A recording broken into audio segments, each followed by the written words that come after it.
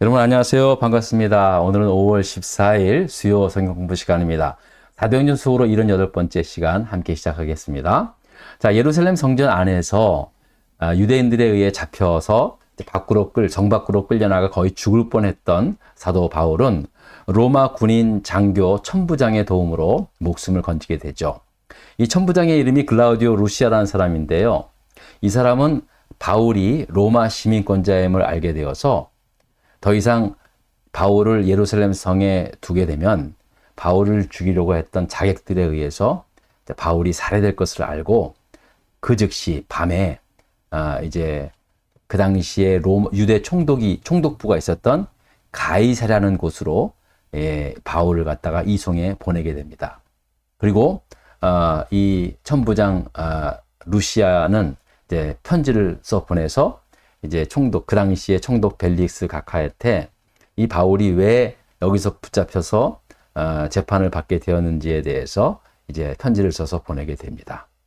당시 로마 황제가 파송했던 총독 벨릭스는 이 사도 바울에 대한 많은 관심을 보였고 또 바울이 전했던 예수 그리스도의 복음에 대해서도 이미 알고 있었던 사람입니다. 그 이유는 그의 아내 드루실라, 유대 여자였던 드루실라 때문이 아니었는가, 이제 그렇게 생각을 해보게 됩니다.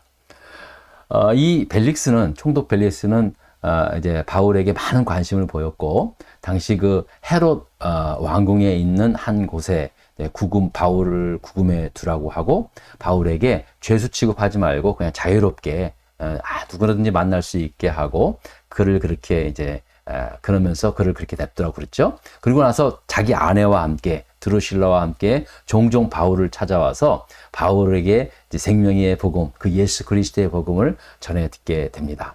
자, 그런데 성경을 보니까 이 벨릭스 총독이 순수하게 하나님을 믿고 싶어서 예수의 제자가 되고 싶어서가 아니라 사실은 바울에게 혹시 무슨 돈이라도 받을까, 뇌물이라도 좀 받지 않을까라는 그런 마음으로 바울을 종종 찾아가게 되었다는 사실입니다.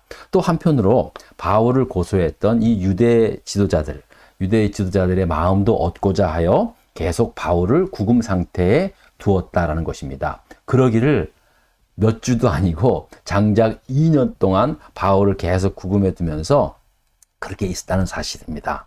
자, 그런데 이 벨릭스가 갑자기 총독의 자리에서 물러나게 되고 그 후임자 보르기오 베스토라는 사람이 새로운 총독으로 부임해서 오게 된 것입니다. 자, 24장 24절의 말씀을 27절의 말씀을 한번 잠깐 읽도록 하겠습니다. 자, 읽겠습니다. 이태가 지난 후에, 그러니까 2년이 지난 거죠.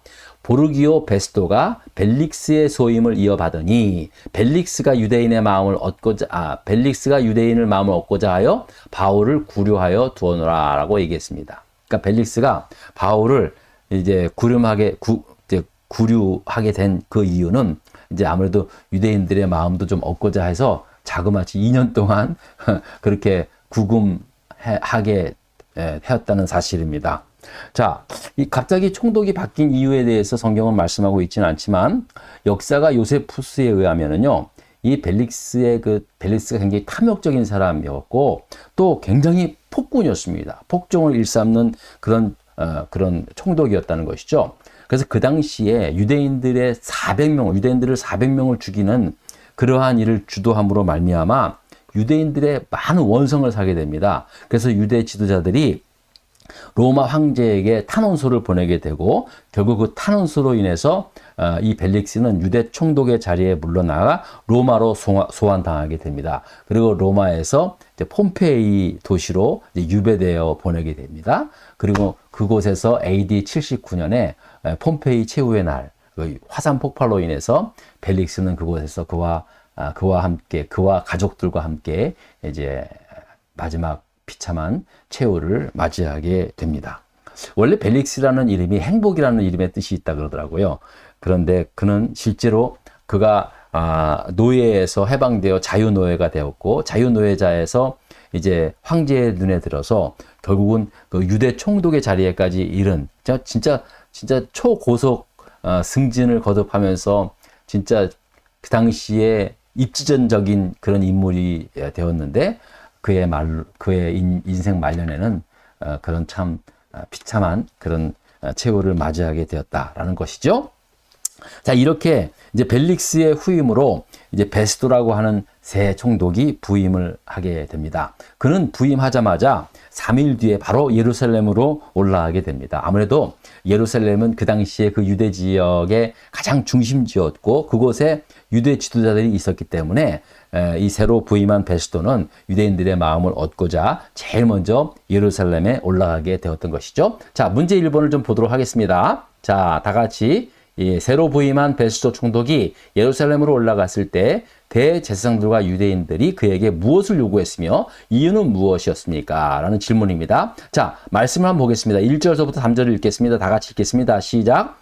베스도가 부임한 지 3일 후에 가이사랴에서 예루살렘으로 올라가니 대제사장들과 유대인 중 높은 사람들이 바울을 고소할세 베스도의 호의로 바울을 예루살렘으로 옮기기를 청하니 이는 길에 매복하였다가 그를 죽이고자 함이더라 라고 그렇게 말씀하고 있습니다. 자, 이제 이 새로 부임한 총독 베스도가 3일 만에 예루살렘으로 올라갔죠. 그래서 그곳에서 이제 유대 지도자들을 만나서 이야기를 하는데 유대 지도자들이 정중하게 새로운 그 총독에게 요청을 합니다. 총독이요, 그 가이사랴에 그 바울이라고 하는 그런 작자가 죄인이 이제 하나 구금되어 있는데 그 사람을 이 예루살렘으로 와서 이렇게 재판을 받게 좀 해주십시오. 그렇게 이제 청을 하는 거예요. 이유는 뭐라 그랬습니까? 3절에 말씀하고 있죠. 예루살렘으로 딱 옮길 때 길에 매복 바울을 죽이려고 했던 사람이 40여 명이 있다고 하지 않았습니까? 자기들이 그 사람들이 매복하고 있다가 바울이 올라올 때 바울을 죽이려고 했다라는 사실입니다. 그 이제 계획을 하기 위해서 새로 부임한 총독 그 총독에게 그런 베스도에게 그런 부탁을 하게 된 것입니다. 그러니까요, 그들은 여전히 2년이 지났음에도 불구하고 여전히 호시탐탐 바울을 죽이려고 하는 계획은요 계속 가지고 있었다는 거예요. 아무튼 기회만 되면 이를 시행하려고 철저하게 준비하고 있었다는 사실입니다. 아마 어쩌면 그 총독 벨릭스가 로마로 그 송환되어 갔다는 소식을 딱 듣자마자 이들은 흥분되어 있을지도 모릅니다. 그래서 아마 이제 새로 오신 총독이 있다면 그렇게 요청을 해가지고 이미 다 계획을 다 하고 있었겠죠. 자, 여러분, 이 일을 보면서요, 이걸 우리가 아셔야 돼요. 우리의 믿음도요, 끝까지 하나님께서 우리에게 믿음에 대해 인내를 요구하지 않습니까? 참고 인내하고 끝까지 하나님을 향한 그 믿음을 지키는 것이 우리의 사명이듯이 악한 마귀도요, 하여간 이렇게 끝까지 포기하지 않고 마귀의 계획도 포기가 없습니다. 끝까지 이렇게 진짜 그 악한 마귀도요, 우리도 포기하지 않고 주님 하나님을 믿듯이 악한 마귀도 포기하지 않고 악한 마귀의 짓을 한다는 사실을 이렇게 알게 됩니다. 그러니까 여러분, 제가 말씀드리고 싶은 건 이겁니다. 제가 이제 계속 주일 예배 때 주기도문에 대해서 계속 말씀을 전했지만은요, 결국 우리가 주기도문의 마지막 기도문에 다만 악에서 구하옵소서. 여러분, 왜 이 기도를 해야 되는지 다시 한번 새삼스럽게 제가 언급을 해드릴 것은요, 우리가 스스로 내 자신의 힘으로는요 악의 능력을 이길 수 없습니다. 물론 한두 번의 유혹, 미혹은 뿌리칠 수 있습니다. 악한 마귀의 유혹에 대해서 강하게 뿌리칠 수 있습니다. 그러나 여러분, 악은 절대로 포기하지 않습니다. 끝까지 집요하게 우리를 속이고 넘어뜨리려고 합니다. 그렇기 때문에 여러분, 다만 악에서 구하옵소서라고 하는 이 기도는요, 내 힘이 아닌 하나님의 성령의 능력으로 악한 마귀의 유혹에서 승리하게 해주십시오. 그 기도를 해야 된다는 사실이죠. 네? 오늘 이제 바울을 죽이려고 하는 이 사람들의 모습을 보면서요, 이제 그런 생각이 또 들게 되었습니다. 자, 이렇게 유대인들의 이 사악한 계획대로 이제 바울을 죽이기 위해서 예루살렘으로 옮겨달라고 하니까 베스도가 뭐라고 합니까? 4절, 5절의 말씀을 계속 보겠습니다. 자, 한번 읽겠습니다. 시작. 베스도가 대답하여 바울이 가이사랴에 구류된 것과 자기도 멀지 않아 떠나갈 것을 말하고, 뭐 자기도 멀지 않아 떠나갈 거래요. 그리고 또 이르시되 너희 중 유력한 자들은 나와 함께 내려가서 그러지 말고 여기서 말고 예루살렘에서 말고 그냥 나랑 너희들 가운데 유력한 사람들 대표로 몇 명 나와가지고 나랑 같이 내려가자. 그리고 그 사람에게 만약에 옳지 않은 일이 있으면 고발해라. 내가 재판하겠다. 그렇게 말씀을 하게 된 겁니다. 예, 여러분 이해하시죠? 예. 그러니까 여러분, 베스도가 보니까 자기도 멀지 않아 떠나가게 될 것이래요. 그러니까 뭐 어떻게 우리가 베스도라는 사람이 뭐 어떤 사람이라는 것을 대충 어떻게 추론합니까? 이 사람이 정식 총독으로 부인한 것이 아니라 총독 대행으로 온 사람이구나. 그런 사실을 우리가 알게 되죠. 예. 물론 성경에는 그런 말씀이 없지만은 그가 자기도 얼마 안 있다가 그냥 갈 거야. 그러니까 자기는 임시로 왔다라는 것을 강하게 암시하고 있다는 것이죠. 예? 자, 그러니까는 뭐 내가 무슨 뭐 그들을 무슨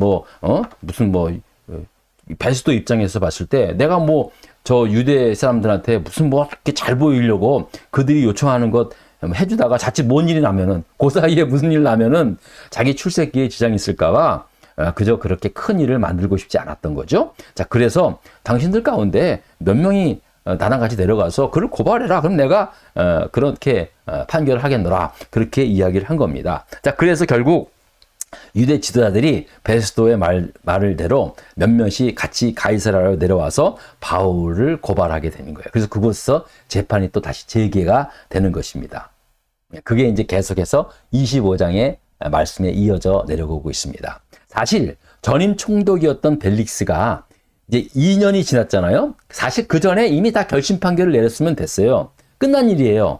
끝난 일이었을 겁니다. 근데 계속해서 결심을 판결을 내리지 않고 2년이라는 시간을 이어가게 된 것입니다.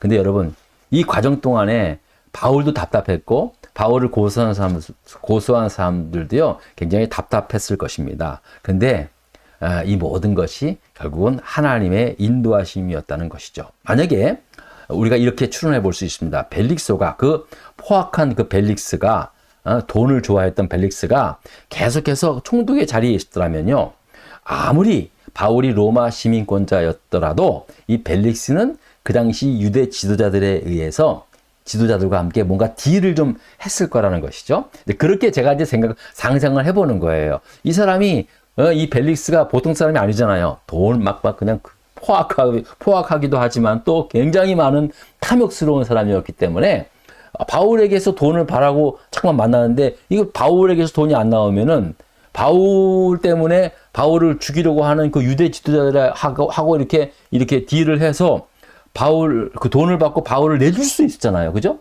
그런 상황도 있었다는 거예요. 그러니까 오히려 그런 일들이 일어나면은 오히려 바울이 더 큰 위험에 빠질 뻔했습니다. 자, 그런데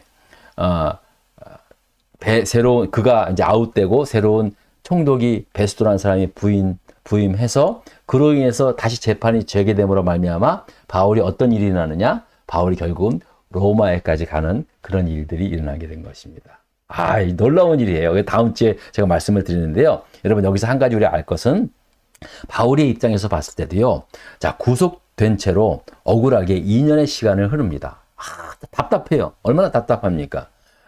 그렇지만 이것이 오히려 하나님의 인도하심이었다는 사실입니다. 2년은 사실 그게 뭐 결코 짧은 시간이 아닙니다. 여러분, 죄수로 아무런 판결 없이 2년 동안 있다는 게 얼마나 답답합니까? 그럼에도 불구하고 하나님은 하나님의 하나님의 때에 맞춰서 바울을 갖다가 2년 동안 이제 구류 상태에 두게 한 거죠. 아마 바울은 2년 동안 구류 상태에 있으면서 더 많은 기도와 또 더 많은 그런 어떤 영적인 휴식도 있었을 것입니다. 여러 생각을 좀 해보는데요. 여러분, 우리도 마찬가지입니다. 우리 뜻대로 안 될 때가 있어요. 답답하죠. 그냥 무작정 기다려야 할 때가 있습니다. 아무것도 보이지가 않아요. 하지만 여전히 하나님의 놀라운 계획과 하나님의 그 뜻은 계속해서 하나님의 시간에 맞춰서 흘러가고 있다는 사실을 여러분 잊어서는 안 됩니다. 요즘 참 많이 답답합니다. 모든 그 사회적 현상이라든지 주변에 일어나고 있는 많은 일들을 보면서 답답할 때가 많이 있지만 저는 오늘 이 25장의 이 바울의 모습을 보면서 하나님의 시간과 우리의 그 시간과는 전혀 다르다. 달리 움직여가고 있구나라는 것을 다시 한번 새삼스럽게 깨닫게 됩니다. 여러분 오늘 함께해 주신 여러분 모두 감사드리고 또 다음 주에 계속해서 이어나가겠습니다. 고맙습니다.